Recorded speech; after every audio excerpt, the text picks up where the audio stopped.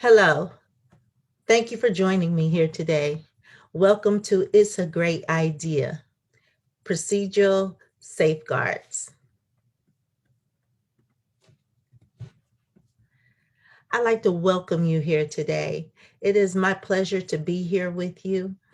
Just by joining me for this presentation, you're already making a great difference in the life of your child because it's a great idea to be here. I'd like to introduce myself. My name is Kipwana Wright. I am the Poppin parent trainer for the Northeast region of Florida. And I'm here under dual roles today. First, as a professional who has many years of experience working with children and families of with disabled children and families. And the other as a parent who has children with disabilities. And so, much like you all, my journey started with a conversation I had with another parent. She was sharing with me a lot of the challenges she was having um, in the educational system and with her child's academic performance. And a lot of her challenges mirrored my own challenges I was having with my daughter as well. And it was because of that conversation that I decided to get my child evaluated. And through this process, I have learned how to advocate for my child, and I have learned how to teach my child to advocate for herself. And so this is a journey, but with the right supports, you are able to make it through, and this will be a great experience for you as well.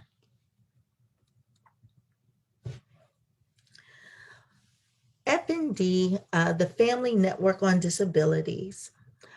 Uh, we are a nonprofit organization family, helping families across the state of Florida. We are funded in part by the U.S. Department of Education and the U.S. Department of Health. We provide information, resources, supports to families and educators just like yourself to help them understand the special education process here in Florida. The Family Network on Disabilities, or FND, is a national network for individuals of all ages who may be at risk, have disabilities, or have special needs, and their families. We also serve professionals and concerned citizens. FND was founded in 1985 by a group of parents of children with disabilities who came together looking for mutual support and opportunities to share information. FND is a grassroots organization for persons with disabilities and their families that is family centered and family driven. And that's what makes FND a unique organization. The majority of our board members, management staff, program staff, as well as our parents as well of children or family members with disabilities.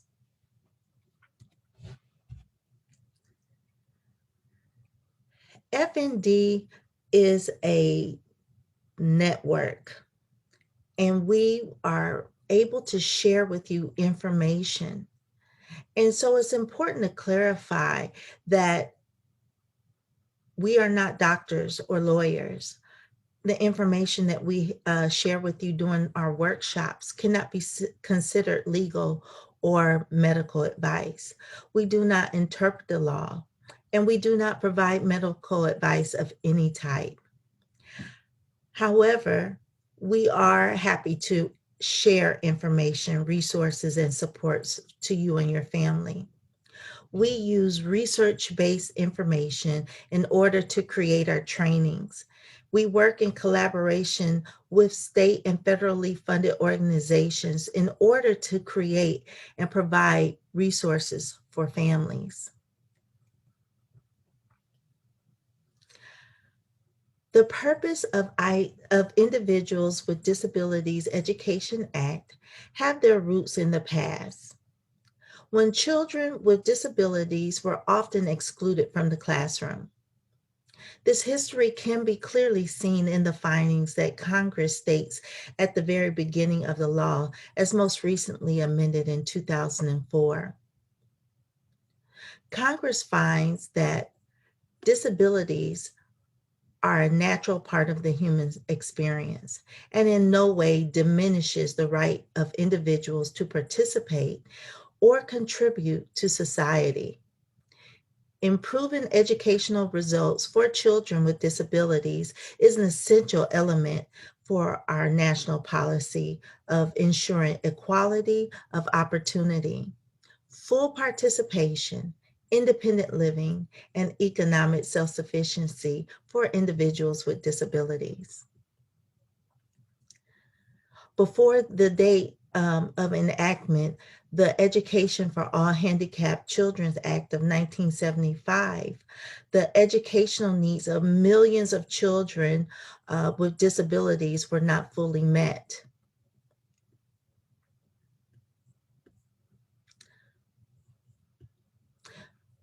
And they weren't fully met because children did not receive appropriate education services.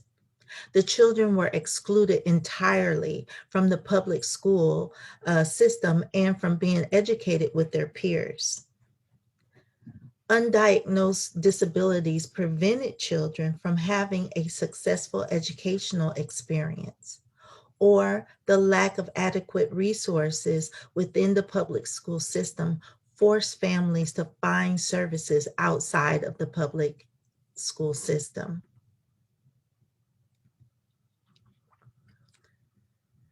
Those findings are the foundation of the development of the 6 major principles of IDEA, known as well as the Pillars of Individuals with Disabilities Education Act.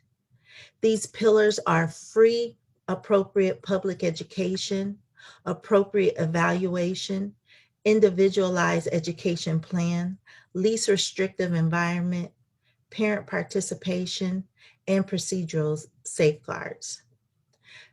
And today we are going to expand on procedural safeguards.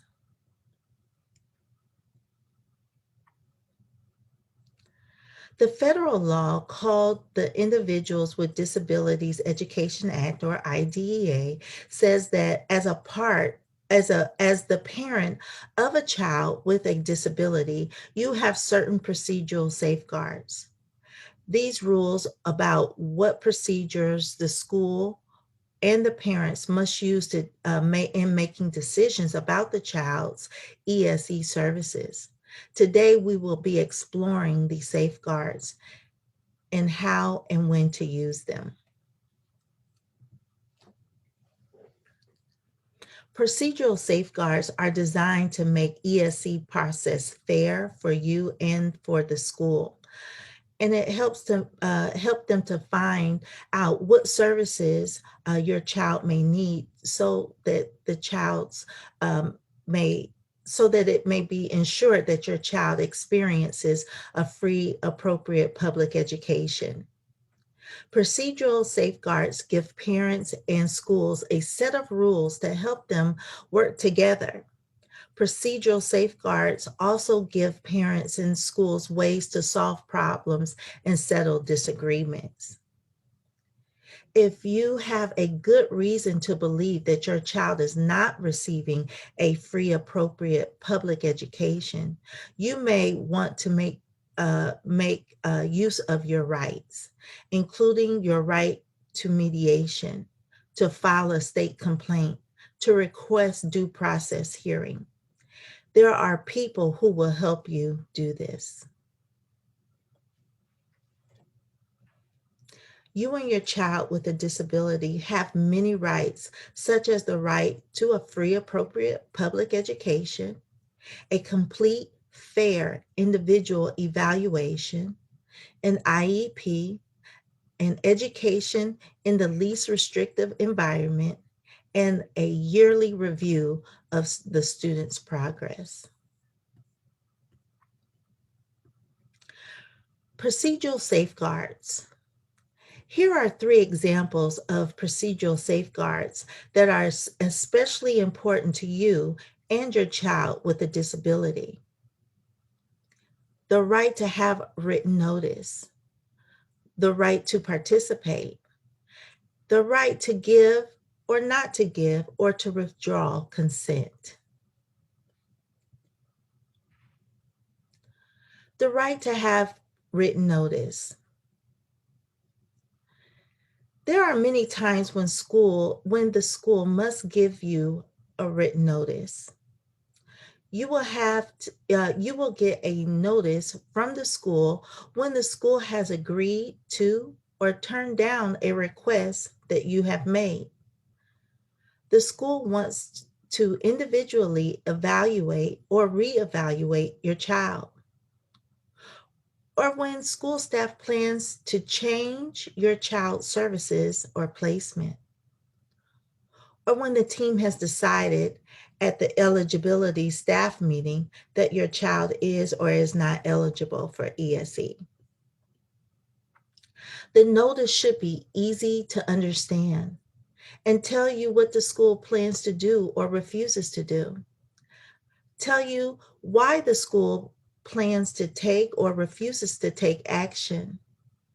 It should explain why other options the school considered or why they were rejected. The notice should describe any evaluation procedure, test, record, report, or other factors the school used to make the decision. And it should tell you that you have specific rights and how you can get a copy of those procedural safeguards. And it should tell you who to call if you do not understand the notice.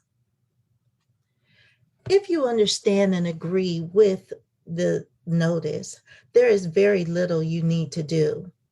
Keep the notice in your file. Plan to go to any meeting you have been asked to attend. If you do not understand the notice, call the school or appropriate contact right away. Someone there will explain what this notice means. And if you do not agree with the notice or with what the notice says, there are steps that you can take. The first step is contact the person that is named on the notice. Or you can call the ESE administrator at your local school district office. Ask for a meeting such as another IEP team meeting. You may need to write a letter to explain your point of view. And you may ask for free mediation services at any time. If you believe the school has not followed the requirements of IDEA when the IEP team made the decision or that the IEP is not being implemented as agreed, you may file a formal state complaint or ask for due process hearing.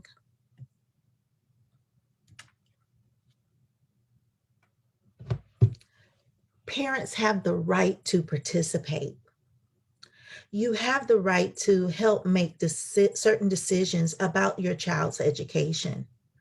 The school must ask you to participate whenever they hold a meeting related to the identification, evaluation, or placement of your child, or to the provisions of free appropriate public education for your child.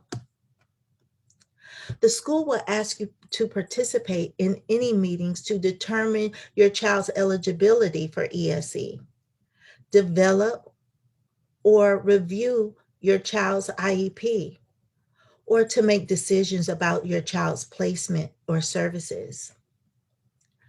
Sometimes you may ask the school to set up a meeting. No matter who asks for the meeting, when you participate, you make it easier for the school to serve your child. When you participate, you will want to share information about your child and your child's needs. Listen and to think about what other people are saying. You'll want to ask questions and keep notes during the meeting. Share your ideas